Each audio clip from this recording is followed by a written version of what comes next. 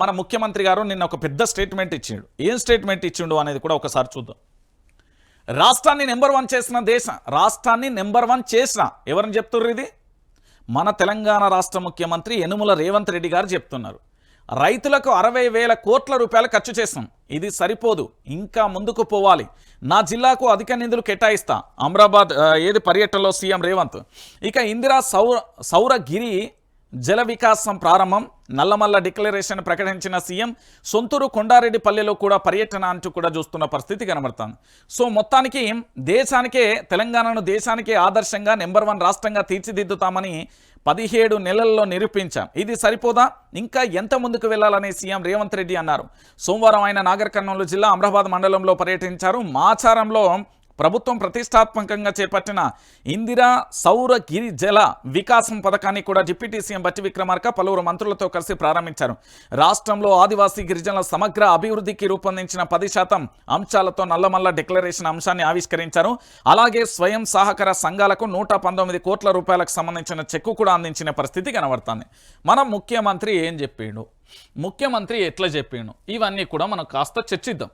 ఎందుకంటే ముఖ్యమంత్రి గారు చెప్పింది వాస్తవమా కాదా అనేది ఒకసారి చెప్పాలి. ఏంది అంటే తెలంగాణలో పూర్తి స్థాయిలో కూడా రాష్ట్రాన్ని నెంబర్ 1గా మార్చారు అంటూ కూడా చెప్తున్నాను. ఎట్లా నెంబర్ 1గా మార్చాడు?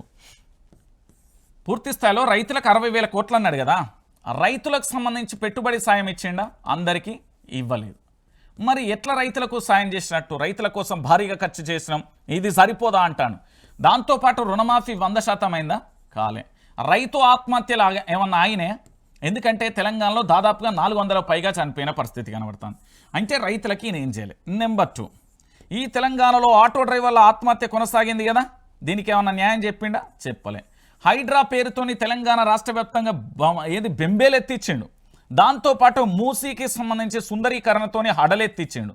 దాంతోపాటు గిరిజన మన ఆశ్రమ పాఠశాల, గిరిజన పాఠశాల, కస్తూరిబాబు పాఠశాలలో పూర్తి స్థాయిలో ఆహారం కలుషిత ఆహారంగా అయిపోయిన పరిస్థితి కనబడుతుంది. దాంతోపాటు జర్నలిస్టుల మీద దాడులు, అక్రమ కేసులు, దాంతోపాటు ప్రతిపక్ష నేతల మీద కేసులతోని బెదిరింపు లేదా వాళ్ళందరినీ కూడా పార్టీలోకి లాక్కునే ప్రయత్నం. ఈ విధంగా తెలంగాణ రాష్ట్ర రాజకీయాలు పూర్తి స్థాయిలో కూడా నెంబర్ 1గా చేసినాం. నేను చేయలేదు అని అంటలేను, నెంబర్ 1గా చేసినాం. ఏమని చెప్పిండు? దావోస్ పర్యటనకి వెళ్ళినప్పుడు తెలంగాణ రాష్ట్రం అప్పుల కుప్పగా మారిపోయిందని చెప్పింది ఇదే ముఖ్యమంత్రి. ఇదే తెలంగాణ రాష్ట్రం గురించి ఈరోజు చాలా రకాలుగా చెప్తున్నాడు. నెంబర్ 1గా చేసినావు రాష్ట్రాన్ని. ఎక్కడ నెంబర్ 1గా చేసినావు? తెలంగాణలో రియల్ ఎస్టేటే పడిపోయింది, ఏడ నెంబర్ 1 అయిందండి? కేవలం ఏంది అంటే ప్రగల్భాలు బలక అంటే మనోడు నెంబర్ 1 బలుకుతాడు. ఇక చూడు, రైజింగ్ తెలంగాణ. ఏంది తెలంగాణ నెంబర్ 1 రైజింగ్? ఇది రేవంత్ రెడ్డి సర్కార్ నినాదం. అయితే ప్రభుత్వం తీసుకున్న ఈ రైజింగ్ నిజమైందే అని చెప్పుకోవచ్చు. అయితే ప్రభుత్వం చెప్తున్నట్లుగా అభివృద్ధిలో కాదు, ధరల మోతలలో పూర్తి స్థాయిలో కూడా మీరు చూడొచ్చు.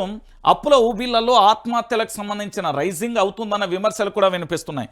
ఇక్కడ పూర్తి స్థాయిలో కూడా ప్రభుత్వం ఏర్పడినప్పటి నుంచి సామాన్యుడు నడ్డి విరిచే పనులలో తెలంగాణ రైజింగ్లో దూసుకెళ్తుందన్న చర్చ కూడా కొనసాగుతుంది. అప్పులలో రైజింగ్ నెంబర్ 1. ఎందుకంటే మనోడు దాదాపుగా 150,000 కోట్లకు సంబంధించి అప్పులు చేసిండు.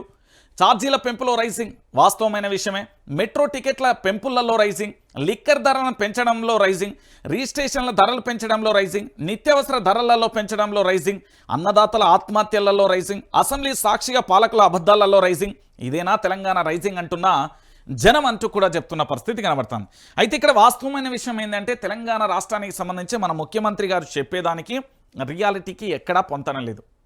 నేను చెప్తున్నా కదా, నక్కకు నాగలోకానికి అంత డిఫరెన్స్ ఉంటుంది అని వెనకట ఒక సామెత ఉన్నది కదా, ఆ సామెత ఈ రాజకీయాలలో ఇప్పుడున్న పరిస్థితులలో వర్తిస్తుంది. ఎందుకంటే పూర్తి స్థాయిలో మీరు ఎటువైపైనా చూడండి, ఎక్కడైనా చూడండి, ఒకటే అంశం చాలా తేట తెలంగా కనబడుతుంది. రైజింగ్ తెలంగాణ అంటే అప్పులలో నెంబర్ 1 అయిపోయింది.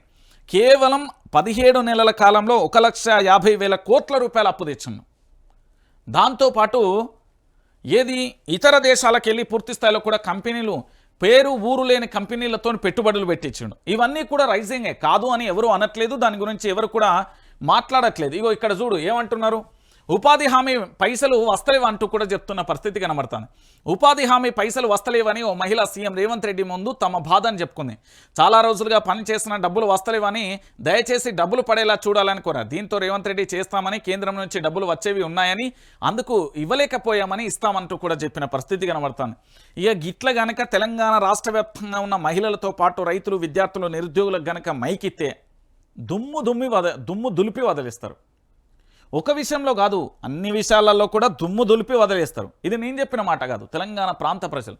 ఇదే మైకు ఇక్కడ కాకుండా అందరికీ ఇయ్యండి. ఓ 2 గంటలు కాదనుకొని ఒక్కొక్కరు ప్రశ్నలు అడగమని చెప్పురు. అప్పుడు ఉంటుంది కథ అంటున్నా. మామూలుగా ఉండదు. ఇక పూర్తి స్థాయిలో తెలంగాణ రాష్ట్ర వ్యాప్తంగా కూడా మామూలుగా ఉండదు.